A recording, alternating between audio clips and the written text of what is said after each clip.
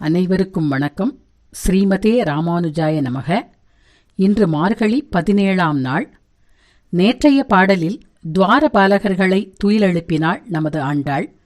இன்றைய பாடலில் கண்ணனின் தகப்பனாரான நந்தகோபர், தாய் யசோதை, கண்ணன் மற்றும் பலராமனை துயிலெழுப்புகிறாள்.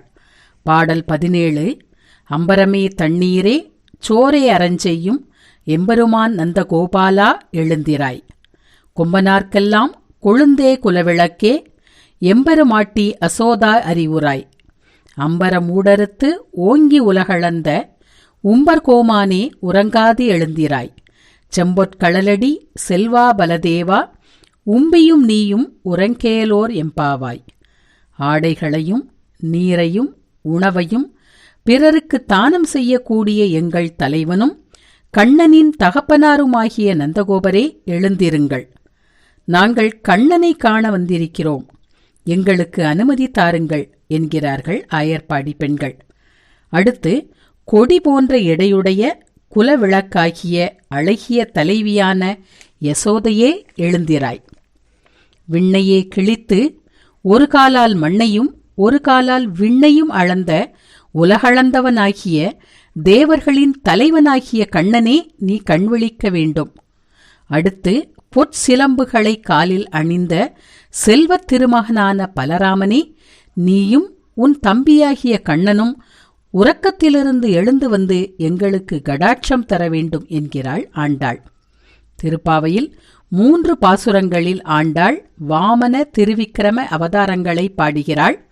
3ஆம் பாடல் இந்த 17ஆம் பாடல் மற்றும் 24வது பாடலிலும் சிறப்பிக்கிறாள்.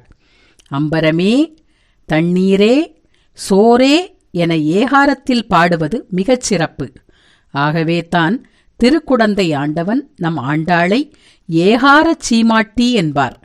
நந்தகோபரின் அறச்செயல்கள் இந்த பாடலில் வர்ணிக்கப்படுகிறது. உம்பியும் நீயும் உறங்கேலோர் என்பதிலிருந்து பலராமனுக்கும் கண்ணனுக்கும் உள்ள இணக்கம் புரிகிறது. குலவிளக்காகிய யசோதையின் சிறப்பு கூறப்படுகிறது இந்த பாடலில். இந்த பாடலின் உள்ளார்த்தத்தை பார்த்தால், நந்தகோபரை நமது ஆச்சாரியனாக, அதாவது குருவாக நினைத்து வணங்கினால் அந்த ஆச்சாரியன் மூலமாக யசோதை என்கிற 8 எழுத்து திருமந்திரம் நமக்கு கிடைக்கிறது.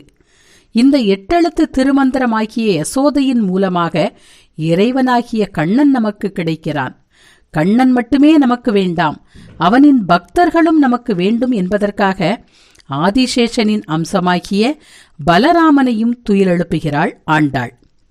குருவின், அதாவது ஆச்சாரியனின் மகிமை கூறப்படுகிறது இந்த பாடலில். அடியார் பெருமை உரைக்கப்படுகிறது இந்த பாடலில். என்னை வணங்குவதை காட்டிலும் என் அடியாரை சிறப்பிப்பதே எனக்கு வேண்டும் என்ற பகவத்கீதை கருத்தும் ஆண்டாளின் கருத்தும் ஒத்தே உள்ளது. கண்ணனின் அடியார் ஆதிசேஷன், அடியவராகிய ஆதிசேஷனான பலராமனை ஆண்டாள் அடிபணிகிறாள். ஆக அடியார் கடிமை என்பதுதான் சிறப்பு என்பதில் ஆண்டாள் மிக உறுதியாக இருக்கிறாள். மீண்டும் நாளை 18ஆம் பாடலில் பார்ப்போமா? ஆண்டாள் திருவடிகளே சரணம்.